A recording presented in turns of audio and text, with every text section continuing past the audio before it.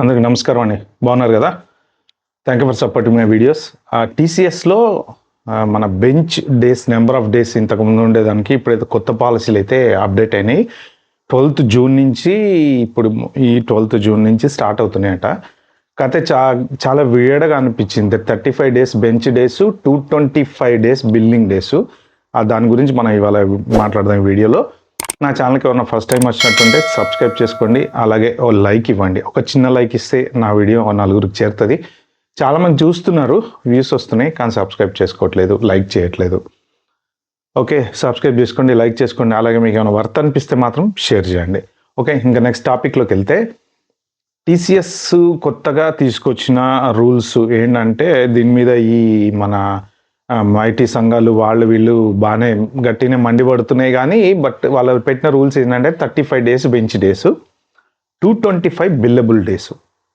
అంటే మీకు 35 డేస్లో ఒక్క రోజు కూడా మన బెంచ్ మీద ఉండకుండా మన ప్రాజెక్ట్లోకి రావాలి అంటే ఇమ్మీడియట్గా మీరు చాలా చేంజెస్ చేసుకోవాలన్నమాట.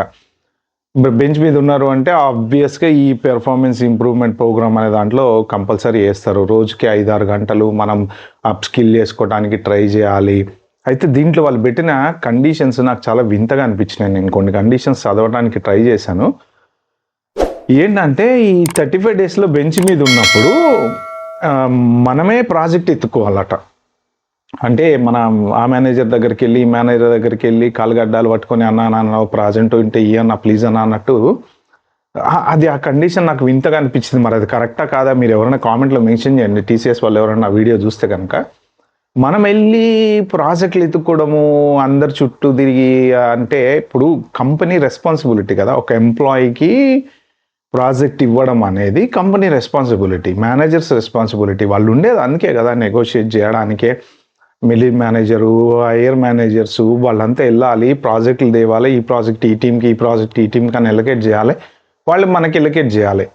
మనం పోయి ఈ ప్రాజెక్ట్ అని ఎట్లా తెలుస్తుంది మనకి? ఇప్పుడు ఒక్కొక్క టీము ఒక్కొక్క దాని మీద పనిచేస్తుంటారు. ఎస్ఏపీ వాళ్ళు ఉంటారు, టెస్టింగ్ వాళ్ళు ఉంటారు, డెవలప్మెంట్ వాళ్ళు ఉంటారు. ఎవరికి దగ్గర ఏ ప్రాజెక్ట్ ఉందో ఎవరికి తెలుస్తుంది? అంటే మనం ఒక ర్యాపో మెయింటైన్ చేయాలి. మేనేజర్లు అందరి దగ్గర పోయి కూర్చొని చాయ్ కాఫీలు తాగి చానాని దగ్గర ఉన్న ప్రాజెక్ట్ ఉందా అని. సో ఇది ఈ రూల్ నాకు వింతగా అనిపించింది. మనం ప్రోయాక్టివ్గా అంటే అట్లీస్ట్ మనకు ఒక మేనేజర్లు 2-3 మనం టీములు మారినప్పుడల్లా పరిచయం ఉంటారు, అడుగుతూ ఉంటాం. కానీ జనరల్గా అంటే ప్రాజెక్ట్ ఎలకేట్ చేయడం వాళ్ళ రెస్పాన్సిబిలిటీ. మనం పోయి అడిగితే అది ఒక లాగా ఉంటుంది. బట్ ఓకే, మనం చేసేదేం లేదు. నెక్స్ట్ ఇంకోటి ఏంటంటే వర్క్ ఫ్రమ్ హోమ్ చేయడానికి లేదంట.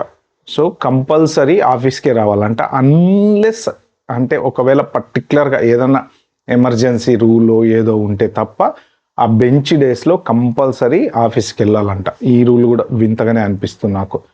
అంటే ఇప్పుడు వర్క్ చేసేటప్పుడేమో 2 రోజులు 3 రోజులు వర్క్ ఫ్రమ్ హోమ్ చేయొచ్చు, మిగిలిన రోజులు మన ఆఫీస్కి రావాలి. కానీ ఇప్పుడు బెంచ్ మీదకి వచ్చామనుకోండి సడన్గా, ఆబ్వియస్లీ మనం చచ్చినట్టు ఆఫీస్కి రావాల్సింది 5 డేస్. అది వాళ్ళ రూలు. ఒకవేళ 35 డేస్లో నీకు ప్రాజెక్ట్ రాకపోతే ఏమవుతుంది అంటే వాళ్ళ కండిషన్స్లు ఏమున్నాయంటే ప్రమోషన్స్ ఇంపాక్ట్ కావచ్చు, లేకపోతే మిమ్మల్ని పెర్ఫార్మెన్స్ ఓరియంటెడ్ కింద పీకచ్చు, లేకపోతే మీ బోనస్ రాకపోవచ్చు, మీ శాలరీ తగ్గచ్చు, ఇలాగా అన్ని నెగిటివ్ కండిషన్స్ చాలా ఉన్నాయి అన్నమాట. మన పెర్ఫార్మెన్స్ ఇంప్రూవ్ అవ్వకుండా వాళ్ళు ఏదైనా చేయొచ్చు. డైలీ 5 to 6 అవర్స్ మనం వర్క్ ఏదైనా కొత్తది నేర్చుకుంటున్నట్టు ప్రూవ్ చేయాలి, ఏది ప్రాజెక్ట్ వచ్చే వరకు. సో ఇప్పుడు ఈ 35 డేస్లో కనుక మనకి ప్రాజెక్ట్ రాలేదు అంటే ఇంకా తర్వాత ఆబ్వియస్లీ ఇంకా జనరల్గా ప్రాజెక్ట్ లేదని తీసేస్తుంటారు కదా, ఏదో ఒక నెగిటివ్ రీజన్ చెప్పి తీసేస్తారు, దాంట్లో డౌట్ అయితే ఏం లేదు. వాళ్ళు చెప్పే దాని ప్రకారం బోనస్లు ఇవ్వరు, లేకపోతే శాలరీ హైక్లు ఇవ్వరు, ఇవన్నీ ఎవరికి కావాలరా నాయన, ఉద్యోగం ఉంటే చాలు అనుకునే పరిస్థితులలో ఇప్పుడు ఈ రూల్ పెట్టేసి తీసి పడేస్తే 225 డేస్ ఎగ్జాక్ట్లీ బిల్లబుల్ డేస్ అనేది కండిషన్ అంట. అంటే 224 డేస్ బిల్లబుల్ డేస్ ఉంటే అది ఎఫెక్ట్ అవుతుందా మనకి? ఒక్కొక్కసారి ఏముంది, ప్రాజెక్ట్ సడన్గా ఆగిపోవచ్చు, డిలే అవ్వచ్చు, లేట్ అవ్వచ్చు, ఏదన్నా అవ్వచ్చు కదా. కానీ ఇది మాత్రం కొంచెం హెడేక్ ప్రాసెసే. అయితే ఏంటంటే నేను ఇంకొక దీని మీద కొంత చేసిన రీసెర్చ్లో నాకు అర్థమైంది ఏంటంటే అన్ని కంపెనీస్ స్లోగా ఇదే రూల్ ఫాలో అవ్వాలని ట్రై చేస్తున్నారు అని చెప్పేసి అంటున్నారు. అయితే ఈ ఐటీ రిలేటెడ్ మన సంస్థలు, సంఘాలు వాళ్ళు వీళ్ళు ఉంటాయి కదా, వాళ్ళందరూ దీన్ని ఖండిస్తున్నారు. గవర్నమెంట్కి చెప్పారు ఇది కరెక్ట్ కాదు, ఈ రూల్ చాలా ఇబ్బంది పెడుతుంది, అది ఇదని. కానీ ఎవరు వింటారు? గవర్నమెంట్ వింటా? అది ప్రైవేట్ కంపెనీ విషయం మాకెందుకు రాదని చెప్పి వాళ్ళు వింటారు. మన దగ్గర కూడా డిపార్ట్మెంట్స్ ఉంటాయి కదా, మన హ్యూమన్ రిసోర్స్ డిపార్ట్మెంట్ అని ఇంకోటని ఏవో ఉంటాయి, కార్మికుల సంఘాలని. ఎవడి బాధ ఎవడింటారు? మెయిన్ ఇదంతా ఏంటంటే బేసిక్గా కంపెనీస్ దగ్గర ప్రాజెక్ట్స్ లేవు. ఓకే, ప్రాజెక్ట్స్ చాలా వరకు ఆగిపోతున్నాయి. ఆగిపోయినప్పుడు పరిస్థితి ఏంటి అంటే ఇప్పుడు ఈ కూర్చోబెట్టి వీళ్ళకి శాలరీస్ ఇవ్వాలంటే ఇవ్వలేరు. ఎట్లో గొట్ల ఎంప్లాయ్మెంట్స్ని తగ్గించాలంటే తీసుకపోయి వీళ్ళని పిఐపిలో పెట్టాలి, లేదా బెంచ్ మీద పెట్టాలి. ఇప్పుడు ఒక 10 మంది టీం ఉన్నారు, 6గురితోనే అవసరం ఉంది. ఈ 4గురిని పక్కన పెట్టేశారు అనుకోండి, ఈ 6గురితో నడుస్తుంది కదా. సో ఆ 4గురిని స్లోగా ఉద్వాసన పలికేయచ్చు. ఇవన్నీ ఏంటంటే టాక్టిక్స్ అనమాట. ఎక్కువ రోజులు bench period, 60 days bench period ఉందనుకోండి, 60 డేస్ వీటికి శాలరీ ఇచ్చి మేపాలుగా.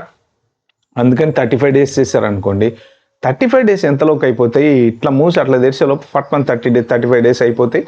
ఇక పిలిచి అన్న కార్డు ఇచ్చి వెళ్ళిపోన్నా, ఇంకా మరి కొంచెం బాగాలే పరిస్థితి, నువ్వు కూడా ఇంప్రూవ్ అయితే అవుతలేవు, నీకు ప్రాజెక్ట్ లేదు అని చెప్పేసి పంపించడానికి ప్రయత్నం చేస్తారని నేను అనుకుంటున్నా. బట్ నాకు వేడిగా అనిపించిన కండిషన్స్ మాత్రం అవే మెయిన్. మనం వెళ్ళి మనంతటా మనమే ప్రాజెక్ట్ తెచ్చుకోవాలి, కంపెనీ రెస్పాన్సిబిలిటీ కదా ప్రాజెక్ట్ ప్రొవైడ్ చేయటం అనేది నాకు కొద్దిగా వింతగా అనిపించింది. ఓకే ఫ్రెండ్స్, అది ఈ వీడియోలో నేను షేర్ చేసుకుందాం అనుకుంది. ఇంకా మీకు ఎవరికైనా ఏమన్నా దీని మీద అంటే మీ కంపెనీస్లో వాటిలో కూడా ఇది ఇంప్లిమెంట్ చేస్తున్నారా లేదా అనేది కామెంట్స్లో అయితే మెన్షన్ చేయండి. దీని మీద అయితే జోరుగా చర్చ సాగుతుంది ప్రస్తుతం, ఎందుకంటే చాలా మందికి ఎఫెక్ట్ అవుతుంది. It's not an easy task. Okay, video కానీ మీకు నచ్చినట్టుంటే ప్లీజ్ అండి like, share, subscribe my channel. Thank you.